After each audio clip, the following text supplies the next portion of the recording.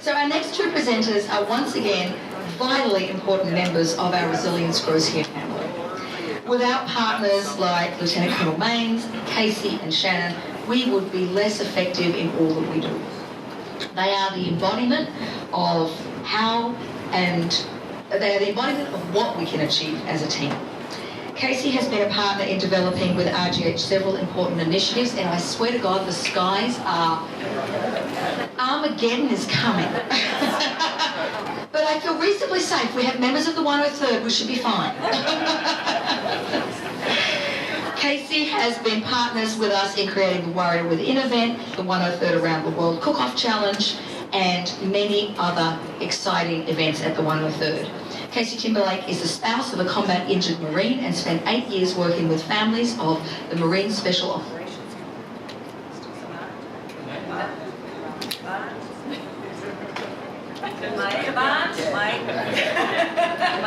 Tell you what, my resilience is being tested today, isn't it? While stationed in North Carolina. For the past 2 years, Casey has served as the Airman and Family Readiness Program Manager for the Connecticut Air National Guard, where she continues to educate service members and their loved ones about the resources, challenges, and benefits of military life. Another very special person for Resilience Grows Here is Shannon McGavin. She's a military wife of 10 years and a mum of 4. That alone gets her a medal. She's recently become the Resilience Grows Here Military Spouse Support Advocate of the Homefront Connect Group in East Granby. Shannon has served as a case manager and administrator for the SAF, which is the Services of the Armed Forces program at the Red Cross of Suffolk County. The ladies are going to talk to you today about the view from the front porch. This is from the family's perspective. Welcome, ladies.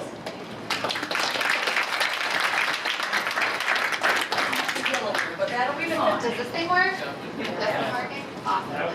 Hello, everyone. Good afternoon. My name is Casey Timberlake, and thank you, Justine, for that great introduction. Shannon and I are partnering today to talk to you guys a little bit about what life looks like for us. But Shannon and I bring two very different perspectives to the table. I served, there it is. My husband served as an active duty Marine. So what I talk about and what I bring to the table comes more from an active duty perspective. While Shannon is Shannon's husband is a member of the 103rd and serves currently with the Connecticut Air National Guard. And there are two completely different and unique challenges that come from sitting in each of these seats, being married to service members. And we think that all military members operate the same, act the same, but our lives looked totally different by virtue of what our husbands do and did. How I approach all of this, I need to give you a little bit of a backstory because it colors everything in my life. So 14 years ago, I started dating a really cute Marine, and I had no idea two things, I mean, a lot of things, but the two most important things for today. The first is that I didn't know we would get married, and the second is I didn't realize how much of his service would become our life. And what our life looks like right now, and the challenges and the struggles that we've had over the last 14 years, are directly related to his military service and the impact that it has had on our life. It has impacted my career. There is absolutely no way, 15 years ago, you would have been able to convince me that I would be working for the military. That's not necessarily a path that I would have envisioned for myself. And it's amazing that I have stuck with it. And I want to talk just a little bit about that. I worked in family support, family readiness is what it's called, in Marine Special Operations. And that's an organization that is very tight-knit. The deployments are incredibly kinetic. Each unit replaces each other in theater. So at any given time, I had a unit who had just come back from deployment. I had one that was training for deployment, and I had one who was deployed. So my life as a person who was managing the resources and managing the families never stopped. I was incredibly busy. It took a toll on me, and over my years there, I watched Marines fall apart, I watched families fall apart, I watched very terrible things happen. And it wore me down, and it wore a lot of the people that we served with down. So when I see this veteran panel come up here and talk, it reminded me of a lot of the things that I witnessed, and thinking about my journey with my husband as well. I left that job and I started working for Defense and Veterans Brain Injury, educating families and service members about traumatic brain injury. And that was a really great job because I got to get up and talk to families and share my knowledge with people who are hearing this information for the first time. Meanwhile, while all this is going on, I'm having an awesome time in my job. My personal life was falling apart. My husband came back from his deployments, and something was wrong, and we didn't talk about it. So even though I worked in it, and I saw it happening to other families, I was not paying attention to the fact that it was happening to me too. And that's, when I look back at that time, that's very difficult for me to admit. I feel like I was in an incredible state of denial, and so was my husband. And thankfully, he recognized it, we recognized it, and we stuck with it, and we worked together and through it. But it has been a really painful and really long journey, and that's why I want to talk to you openly and honestly about these things, because unless you live it, it doesn't resonate. It doesn't fix. So I am, and I know Shannon is too, we're incredibly open when it comes time for Q&A. Please do not be afraid. Like, I feel like we went through what we went through for me to share this with you and to pay it forward. So that's how I heal and how I reconcile what happened to us, by sharing my knowledge with you, so you can better serve the people that you serve. So that's a really long introduction to talk. Do you have the clicker? Are you my next slide guy? Oh, in front of my face. So I wanted to talk about the emotional cycle of deployment. When our veteran panel up here talked about structure and talked about how life was regimented and life was controlled and life made sense, this is the emotional sense of all of this. So the first time my husband deployed, we were dating. I was living in Connecticut, he was stationed at Camp Lejeune, and I went through all of these without knowing that this was a thing. So once I saw that this was a thing, I was like, oh my gosh, I wasn't crazy. This is actually what happens. So there are 7 different stages, and each stage is incredibly distinct. So the first stage is the anticipation of departure. So this is when you find out that your service member is about to deploy. So as you guys as educators and those who work within the college system, please think of this from a dual perspective. So you are going to have National Guard members, more than likely, who are getting ready to deploy. So they as service members, are going to be in this loop of feelings. And if you have students who are spouses or girlfriends or family members of these particular service members, they're going to be feeling this. So you might be seeing some of this within your classrooms or within your OASIS centers or your environments. So the anticipation of departure. This is when you get the word that they're going, and all hell breaks loose because things stop making sense. The first time my husband deployed, it seemed like it was so chaotic and so disorganized. When are you leaving? When are you going? I don't know. When are you training? I don't know. When are you coming back? I don't know. Like, I said to him, how have we not been invaded? Like, how do we even get over there? Like, you can't even get out of North Carolina. Like, this makes no sense to me. But it's true. It's incredibly disorganized. Seemed, apparently, but they somehow get it together, which makes no sense. But it's very frustrating, and it's very tense, and you are trying to pack everything into this short period of time because you want to have all the fun and do all the paperwork and visit all the family, and it's chaos, and it's stressful, and you don't feel right. And I don't know what we're yelling about is pretty much the caption for this because what what that leads into is the second stage, which is the detachment and withdrawal. It's easier to say goodbye to somebody when you're mad at them. So there is a lot of fighting, and there is a lot of distance, and you start separating emotionally. From the service member's perspective, they become incredibly focused on what it is that they have to do. So work becomes more important, and if you are the remain behind spouse, you can't understand because you want your family time to be important. You're going to be with these people for 8 months, a year, 16 months, whatever the length of deployment is. Why are you there tonight until 7 o'clock? I thought you said you were going to be home for dinner. So they're in this second stage, excuse me, you're tired, you're trying to emotionally detach.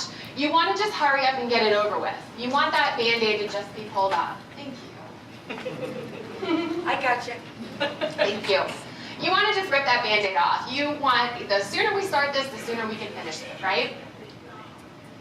Bye, Felicia. So the next one is emotional disorganization. And this is right after they leave. This is when you feel like nothing makes sense to you anymore. The person that you love the most and who supports you the most is now gone, and you have to figure out what your new normal is and how you're going to get through this particular deployment. Everyone handles this emotional disorganization differently. When I talk to spouses, I say, take the time that you need. Take what you need to feel safe and to feel secure and to feel comfortable in what your life looks like now. It's okay to be sad. It's okay to sit around in pajamas and eat ice cream in the dark. You can do all of those things. There's a particular grieving period that comes with this. So grieve, feel it. But if it becomes too much, if it becomes all-encompassing, if it goes on longer than 4 or 6 weeks, we might be looking at something else. We might be looking at a little bit of depression, but this is expected, and this is okay. The other thing that makes this particular blurb on the dot on that bubble, that circle, so difficult, is because when that service member lands in country, in theater, the communication is spotty. The service member is figuring out what his or her job is over there. Their schedule is not predictable. They're usually doing their on-the-job training, so left seat, right seat training with the person that they're going to replace in country. So they can't always get to the phone. They can't always get to email.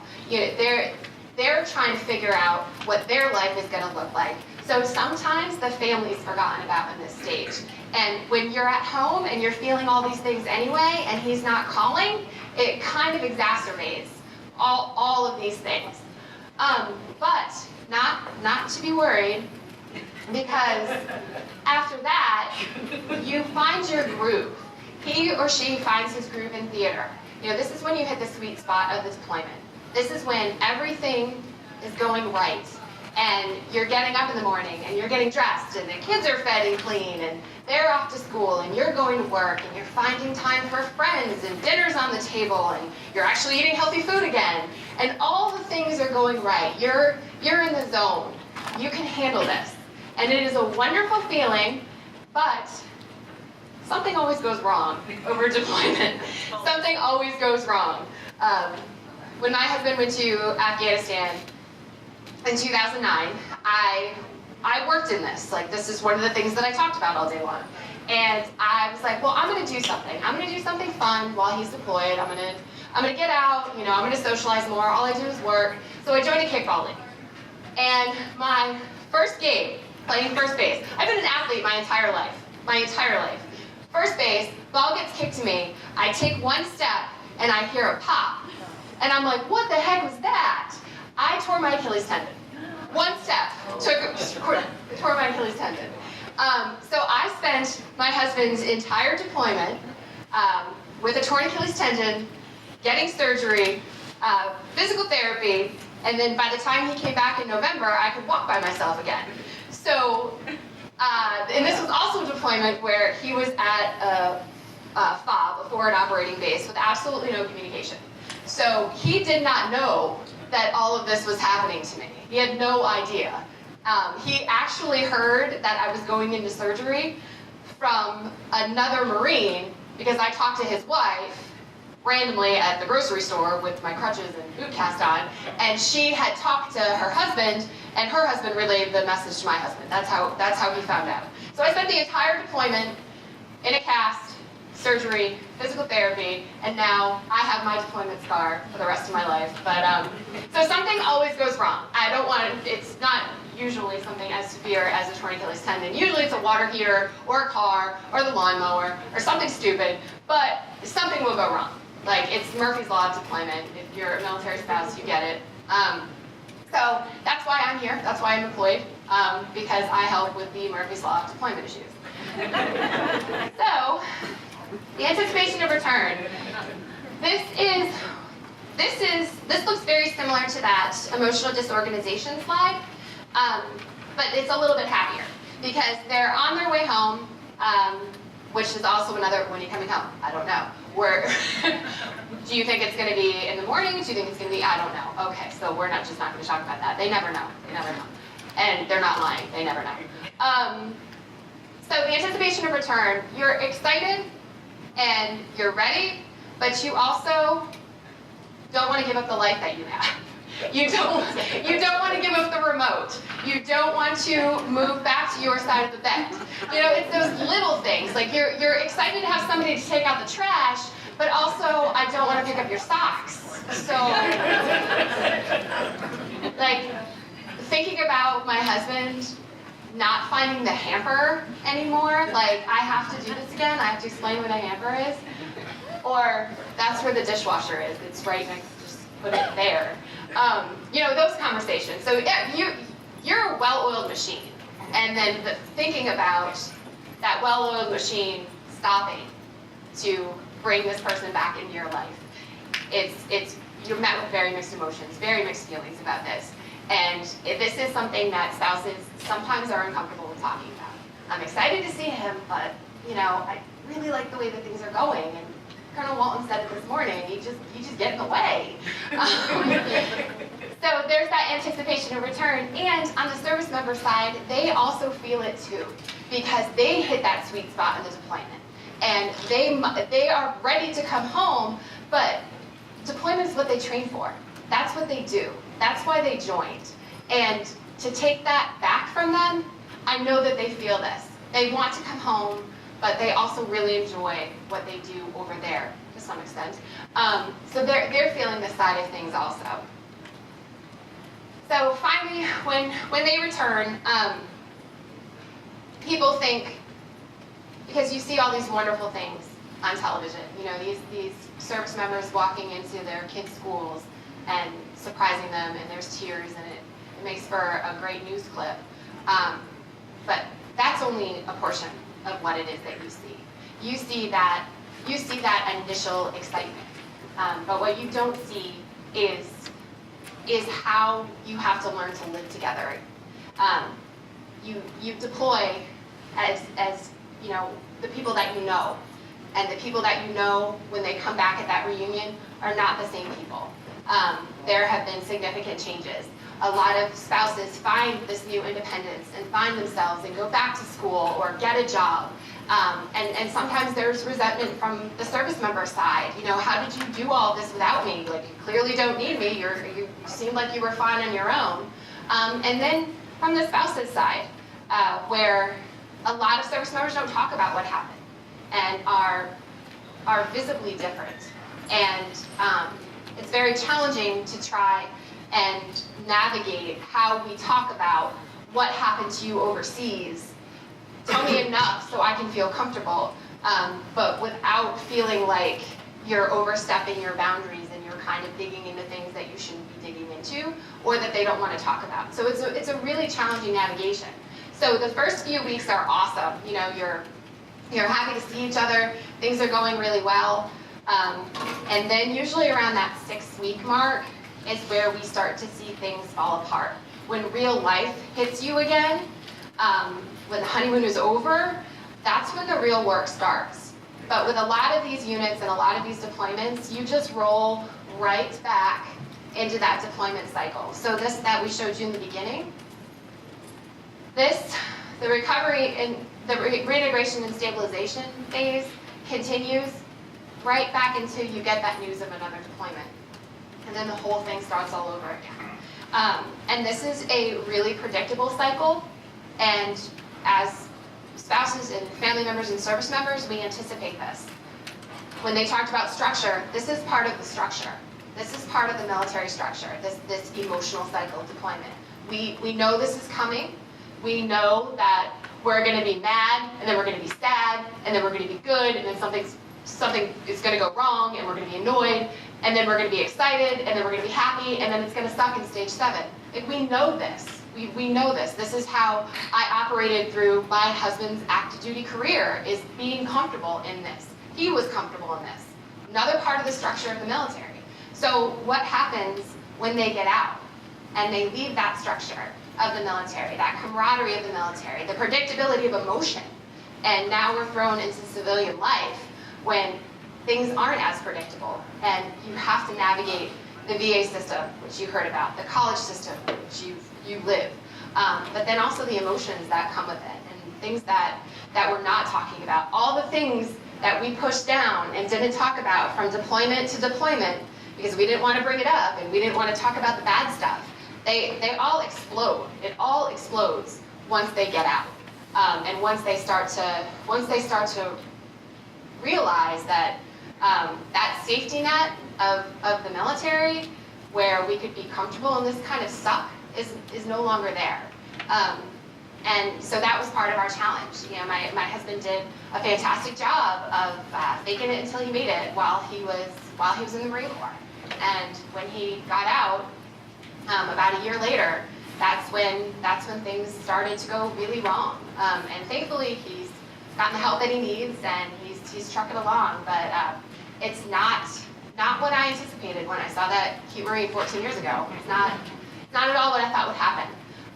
So now I've taken that active duty experience and got a job with the Connecticut Air National Guard, doing exactly what I did on the active duty side of the house with Marine Special Operations. But what is different and challenging about this job now, you would think it would be cake after Marine Special Operations, but it is very difficult because these spouses don't have the community that I have, and they don't have access to the resources that I had when I was active duty. So I would love for Shannon to come up and talk a little bit about what it is that she experiences with her Connecticut Air National Guard husband, who is also a former Marine, so there's a little bit of that too. Turn this off.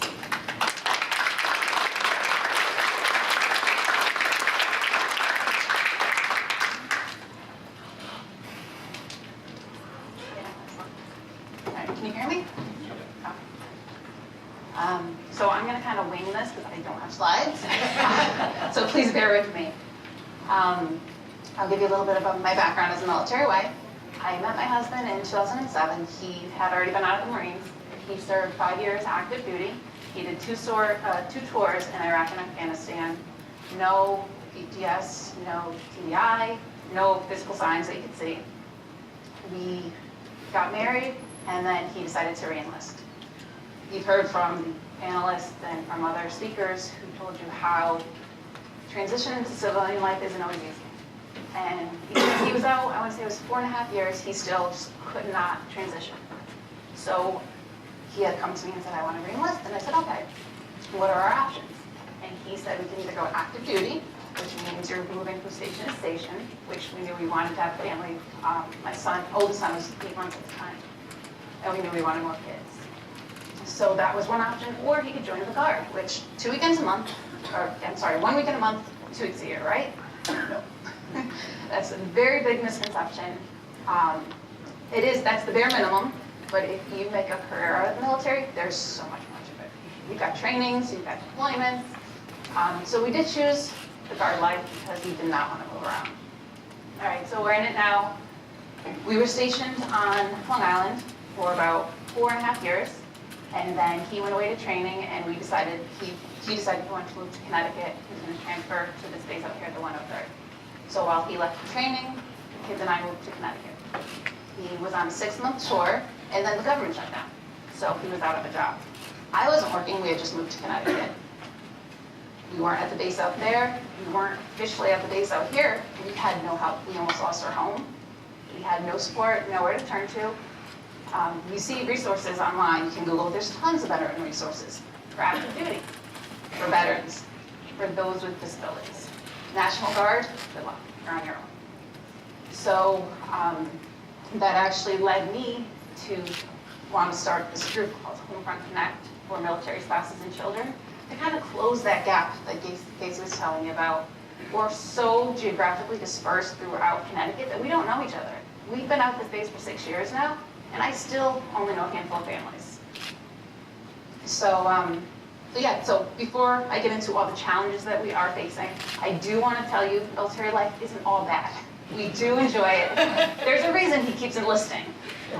Once you're in it, it just becomes who you are.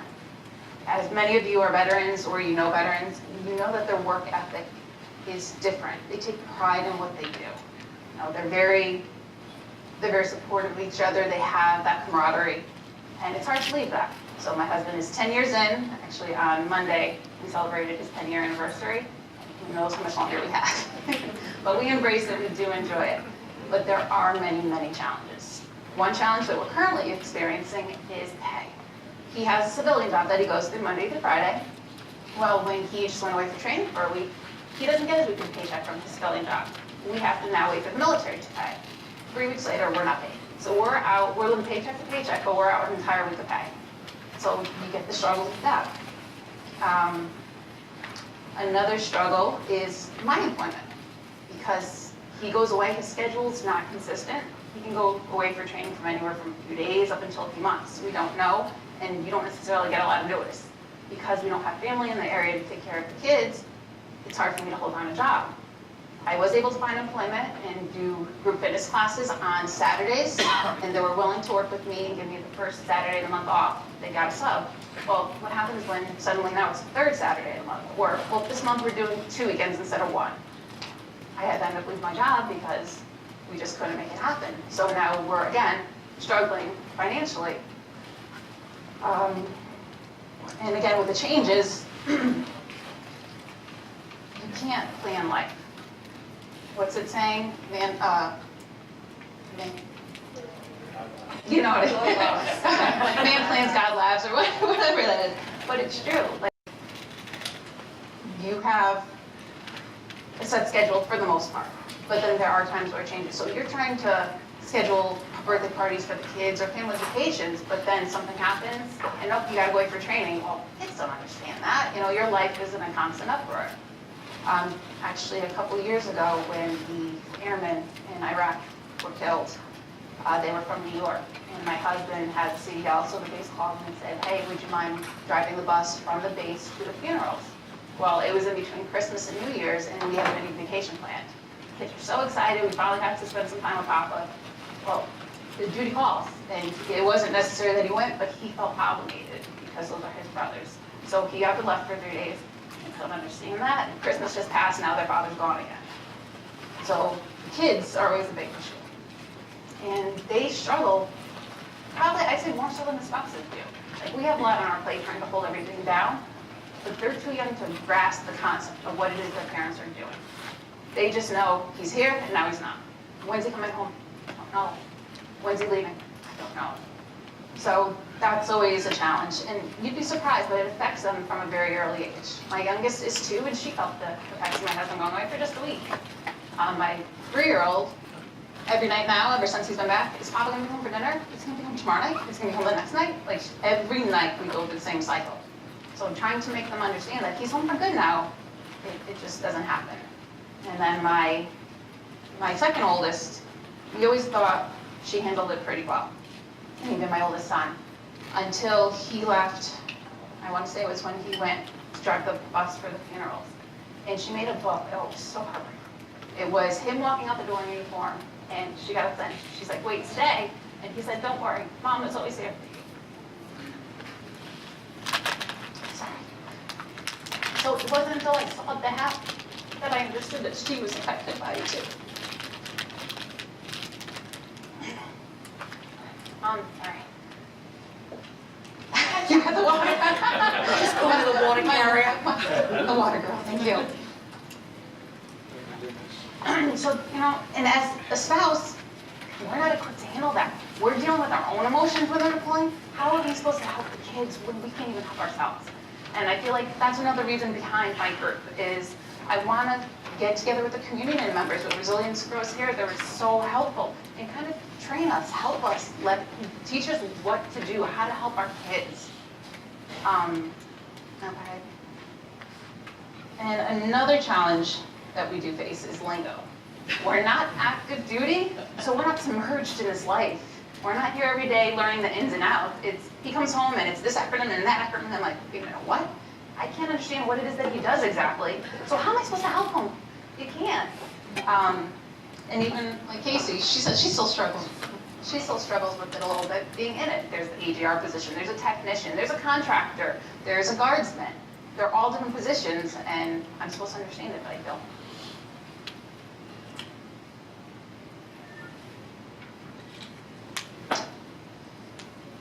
And as far as another thing is drill weekends. Like you think, okay, 1 weekend a month, right? It's not that big of a deal. Well, you only get 4 weekends in a month. That's 25% of your time. When you're working overtime and you got a regular civilian job and then you're going away on the weekend, it really takes away from family time, and it is a big burden, but you kind of suck it up and do it. But yeah, so like I said, that's the reason I started this group. It's important for the spouses to get together and kind of support one another, and even the kids. We understand what it's like to live the military life, and being out in the civilian world, many people don't get it. And even though each spouse encounters different experiences, it's still pretty much the same. One thing to think about is the military offers a good paying job, 4 weeks paid vacation, free housing, free food, free health care. They give you this great job that they train you for, but yet less than 1% signs up. Why? Because it's hard. If you think about the ones who actually enlist, but then actually re-enlist, it's even less than that. This is a tough life. It's hard on service members and on their families. A lot to say.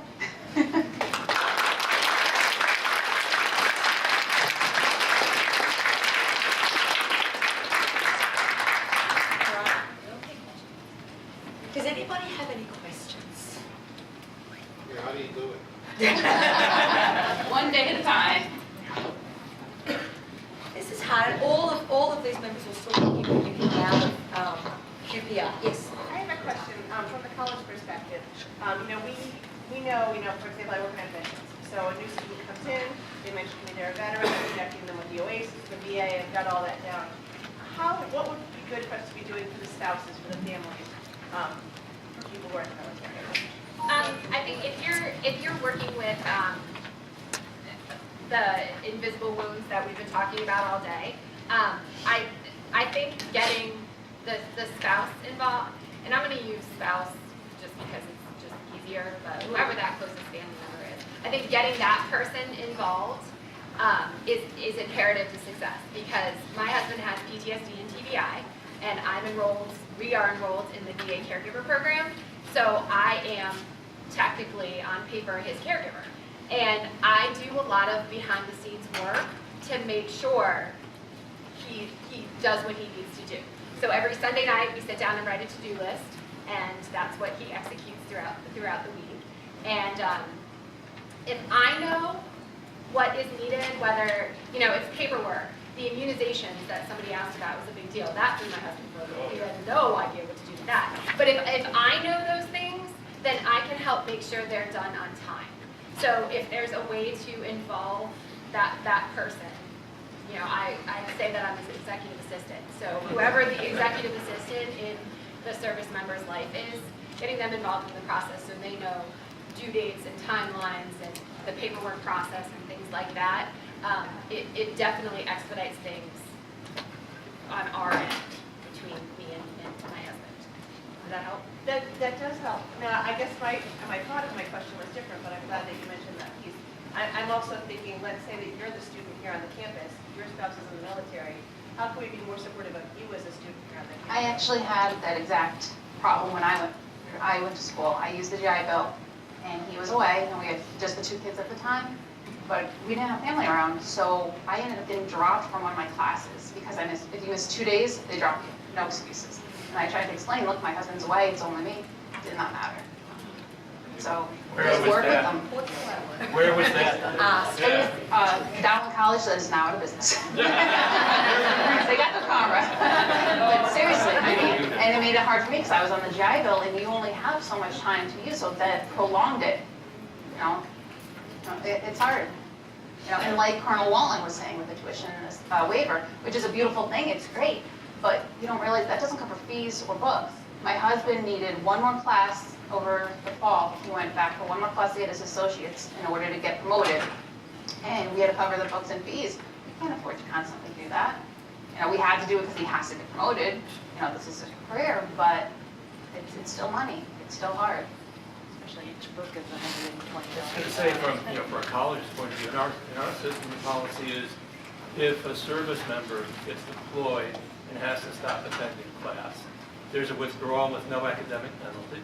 Or if the term's gone far enough, maybe you can arrange for weeks, depending on how long the person's going to be gone. And we refund the tuition and fees that might have been paid out of pocket. And there's no reason why we shouldn't do that for the spouse of the person getting deployed. Unfortunately, not every college does that. So did everybody hear that? So the gentleman was saying that if people get deployed, there is an ability to withdraw from a subject at school and have no penalty and have your fees repaid. That needs to be transferred to spouses because you listen to Shannon's story, she couldn't complete the course, not because she was being lazy, because she had a deployed spouse. Very important, isn't it? And so one of the things I did, I work at the Danbury campus. I'm assistant director of admissions there, retired National Guard. What I've done is at the end of each semester, I put out boxes to collect old textbooks. And then when our veterans or veterans' spouses need books, I have books that I can give them. Something that's easy enough to do, just you got to make up the box, put it out there. Again, at the end of the semester, most of the students who have bought the books don't really care about them. They're not bringing them home to save them. Older students like myself, when I went, yes, I saved them, but they'll be glad to drop them off. You give them a box that exit to the school, and they'll put it there So for you. let's be bigger and braver than that and suggest that every used textbook that is returned to a school should be distributed to a veteran first. And what about time away? The I know you veteran mentioned deployments. What if they're away on training? Does that same situation occur? Do they still get refunded? That's sorry? Training Yeah, they're, training is an if it's going to make it impossible for them to complete the term. Even if it's not a As long as we need a copy of the orders and we do it. Yes, and then there was one more back there, yeah. I think the problem is a lot of the spouses and dependents don't self-report. I'm having a really, really hard time even getting my veterans to come to the Veterans Center, let alone dependents or spouses. I had a spouse whose husband had a breakdown because of PTSD, and we were working with her to go to the Dean of Student Affairs, and she would have been, that courtesy was going to be extended to her with, you know, conversation and paperwork or, you know, whatever we needed. So each college, I'm sure, I can probably speak for everybody here, you just, communication from the spouses. So if you're talking to family members and spouses, just communicate. Go to your Veteran Center, go to your certifying official, go to the Dean of Student Affairs, your bursar's office, sit down and just say what's going on. And there's so much help out there. And I think a lot of this comes down to what we talked about earlier about what more do you do after today. Part of the role that you all take on after today is to spread the word that this actually needs to be done. We need to be better at translating this information to the student population. So how do we do that as a collective across all of the community colleges and state universities in Connecticut? We've got time for one more question, and then I have to send you on a deployment. Yes. I agree. I think you should go to every resource on your campus because here you can get a bookstore scholarship. Here you can get money from the foundation at least one time. You can get $200 whether they're a military spouse or a military person.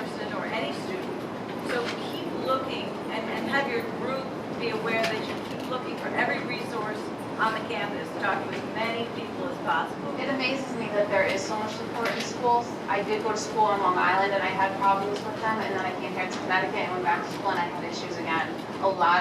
You'd be surprised, a lot of colleges aren't very supportive. The issue I had with the one in Connecticut is the person who was submitting for the GI Bill. I don't know if it was the credit hours or what it was, but they inputted something wrong into the system. The year after I graduated, I found out there was a mistake and that I owed $1,000 back to the Department of Education. Is it a quick one, because we've got to get to the QPR, and that's an app. A lot of schools are, any documentation that, you were a spouse, somebody gets sick, whatever happens, you can get tuition waived. I get all that paid. So, but what I'm hearing, and I'll be quiet, what I'm hearing is we probably all need to make Yes. Everything that's available. Yes. These are the services that are available for you. And the only other thing I'm doing is FERPA. Family education, this thing that, we can't divulge personal information about the student. So as long as you sign the paper, you're all set. And a lot of military spouses do have power of attorney, Yes. so you can also ask for that. Then you'd be all set. So let's make that one of our priorities for those working groups that we're going to establish before you all leave tonight. Because I'm going to make sure that you sign up. Because this is work that has to be done. And we don't sit through a day like today and not have an action item we're carrying forward to make the changes that